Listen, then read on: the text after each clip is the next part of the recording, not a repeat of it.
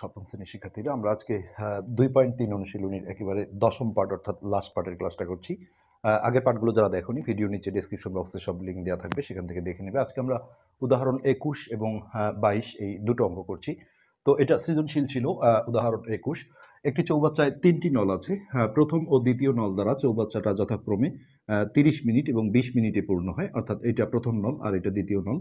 আর তৃতীয় নল দ্বারা পূর্ণ চৌবাচ্চাটা 60 মিনিটে খালি হয়। তো ক নম্বরে চাওয়া হয়েছে তৃতীয় নল দ্বারা 1 মিনিটে চৌবাচ্চার কত অংশ খালি হবে। তো আমরা এই অংশ থেকেই শুরু করছি যে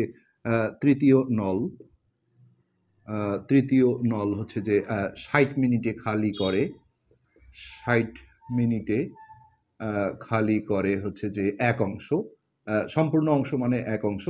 তো সিম্পলি এখান থেকে আমরা যদি 1 মিনিটে বের করে দিই, তো 1/60 অংশ। তো এটাই কিন্তু আমাদের ক নম্বরের উত্তর। খুবই ছোট, এখানে আসলে আর কিছুই করার নেই।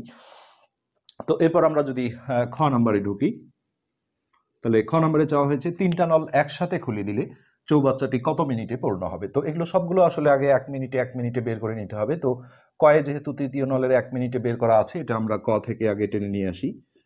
ক হতে তৃতীয় নল 1 মিনিটে 2টা নল হলো পানি পূর্ণ করে, প্রথম আর দ্বিতীয়, আর তৃতীয় নলটা খালি করে। তো 1 মিনিটে খালি করে, আসলে যোগ বিয়োগ করতে গেলে সবগুলো একই সময়ে বের করে নিতে হয়। হ্যাঁ, তো সেই একই সময়টা আমরা সবগুলো 1 মিনিট দিয়ে করব। এবার আমরা প্রথম আর দ্বিতীয় নলের যে ক্যাপাসিটি আছে সেইখান থেকে যদি যাই যে প্রথম নল ছিল 30 মিনিট। তো প্রথম নল 30 মিনিটে পূর্ণ করে এক অংশ। তো এখান থেকে আমরা প্রথম নল 1 মিনিটে পূর্ণ করে 1/30 অংশ। ঠিক একইভাবে আমরা দ্বিতীয় নলেরও 1 মিনিট বের করব। দ্বিতীয় নল হচ্ছে 20 মিনিটে, এটাও পূর্ণ করে 20 মিনিটে পূর্ণ করে এক অংশ। তো এখান থেকে আমরা এই দ্বিতীয় নলের 1 মিনিটে পূর্ণ করে যদি বের করি, তাহলে 1/20 অংশ। তো এখন 3টা নল যদি একসাথে চালু করা হয়, তাহলে এই দুইজন হচ্ছে পূর্ণ করে আর এ খালি করে, তাহলে এই দুটো যোগ হবে আর এটা হলো বিয়োগ করতে হবে। তো এখানে আমরা একবারে লিখবো এইভাবে যে 3টি নল দিয়ে একত্রে 1 মিনিটে। তো এখানে অনেকেই ভাবতে পারো যে 3 মিনিটে হবে, তিনজনেরই তো 1 মিনিট করে আছে, কিন্তু এগুলো হলো সবার আলাদা আলাদাভাবে। 1 মিনিটে কাউকে যদি না চালাই, শুধু প্রথম নল চালাই, তাহলে 1 মিনিটে এটা পূর্ণ করে। অন্য কাউকে না চালিয়ে দ্বিতীয় নল চালালে 1 মিনিটে এটা পূর্ণ করে। অন্য কাউকে না চালিয়ে তৃতীয় নলকে 1 মিনিট চালালে এটা খালি করে। তো এখন একসাথেই আমরা যদি 3টা নল 1 মিনিট চালাই, হ্যাঁ, তাহলে কতটুকু অংশ পূর্ণ হবে সেটা আমরা এখানে বের করব। তো প্রথম আর দ্বিতীয় নল যেহেতু পানি পূর্ণ করে, এই দুটা যোগ হবে, অর্থাৎ একবারে আমরা দেব 1/30 যোগ 1/20 আর বিয়োগ তৃতীয় নল যেহেতু খালি করে, এটা মাইনাস করে দিতে হবে। দিয়ে এখানে আমরা একবারে অংশটা লিখে দেব। আর ভগ্নাংশের যোগ বিয়োগ তোমরা জানো লসাগু করে করতে হয় হরগুলোর। তো 30, 20 আর 60-এর লসাগু হবে হচ্ছে 60। তোমরা রাফে করে দেখতে পারো। তো সেক্ষেত্রে এই লসাগুটা এখানে আমরা বসালাম। এখন এটা দিয়ে একে ভাগ দেব, 2 বার যায়, সেই ভাগফল দিয়ে উপরে যদি আমরা গুণ করি 2 অক্ষে 2, 20 দিয়ে ভাগ দিলে 3 বার যায়, 3 দিয়ে উপরে গুণ করলে 3 অক্ষে 3, মাইনাস এটা দিয়ে ভাগ দিলে 1 বার যায়, উপরে 1 দিয়ে গুণ করলে 1 অক্ষে 1। এবার এটা আমরা একবারই করে বসাবো। 3 আর 2 5, 5 থেকে যদি 1 বিয়োগ করি তাহলে 4 উপরে আর নিচে 60। তো এখানে আমরা একটু কাটাকাটি করে নেব, 4 দিয়ে ডাইরেক্ট, এটা একবার গেল আর এটা 15 বার যায়। সো এটা আমরা ফ্রেশ করে লিখি যে 1/15 অংশ। এটা আমরা যেটা পেলাম যে এই 3টা নল যদি একসাথে চালাই তাহলে 1 মিনিটে এই অংশটা পূর্ণ হয়। আর এখানে চাওয়া হয়েছে, দেখো 3টা নল একসাথে খুলে দিলে মানে চালালে চৌবাচ্চাটি মানে কি সম্পূর্ণ চৌবাচ্চা, কিন্তু আমরা কিন্তু সম্পূর্ণ পাইনি, আমরা এইটুক জেনেছি যে 1 মিনিটে এত অংশ পূর্ণ হয়। সো এখন এটাকে আমরা বাম পাশে দিয়ে এটাকে ডান পাশে দিয়ে একটা লাইন সাজাবো এইভাবে যে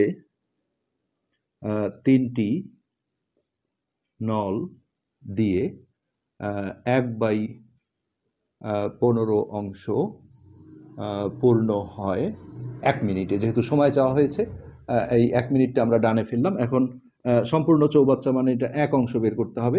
এটা আমরা আগের অনুশীলনীর অঙ্কগুলোতেও বলেছি যে উপরে যদি কোনো একটা ভগ্নাংশ থাকে নিচে একে বের করলে এটা সবসময় উল্টায় দিতে হয় গুণন চিহ্ন দিয়ে। তার আগে ডানের এই সংখ্যাটা লিখতে হয় গুণন 15 আমরা উপরে দিলাম, আর এই নিচের এক যখন আমরা দেবো এটা নিচে যাবে, এটা ভ্যালু নেই কোনো, দেয়া না দেয়া সমান বিষয়, তো দিলেও আমরা কেটে দিলাম। সো এই 15 মিনিট হচ্ছে আমাদের এই খ নাম্বারের অ্যান্সার, 15 মিনিটে। এটি কিন্তু আমাদের খ নাম্বার কোয়েশ্চেনের উত্তর।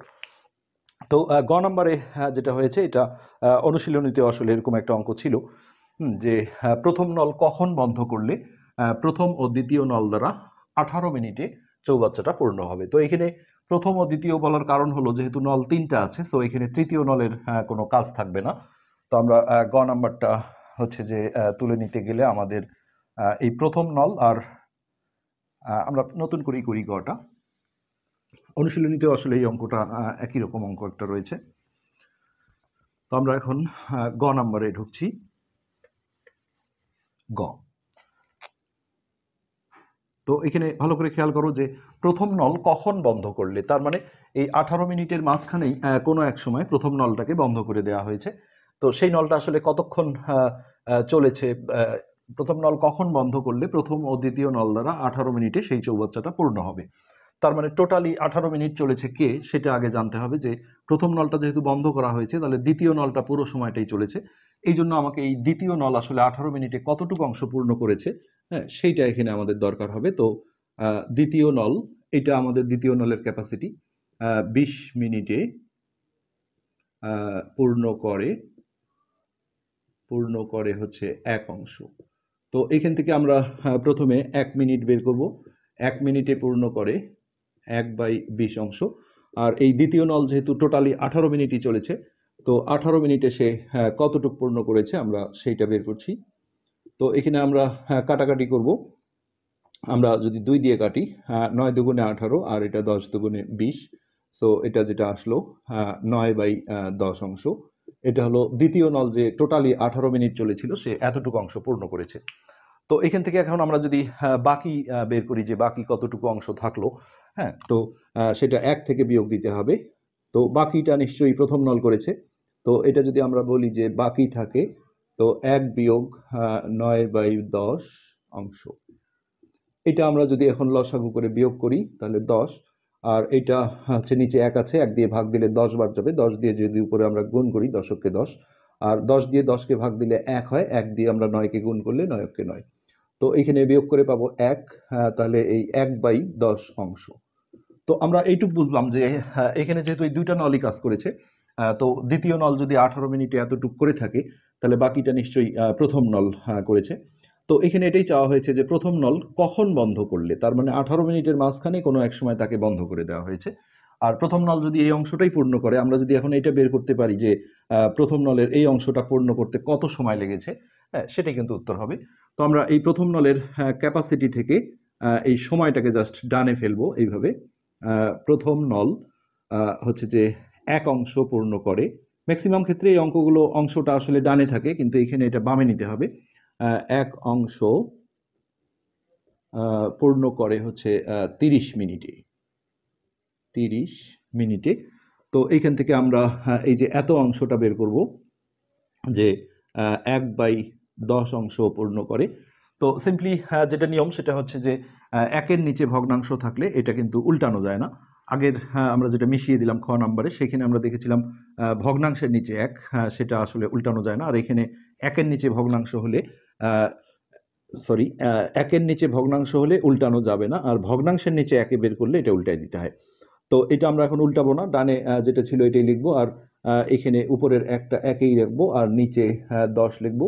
এখন এটা 10 দিয়ে যদি আমরা ডাইরেক্ট কাটাকাটি করি, এটা 1 আর এটা 3, নিচের 1-এর কোনো ভ্যালু নেই, সো এটা গুণ করে দিলে 3 × 3, তো এটা অ্যান্সার হবে 3 মিনিটে।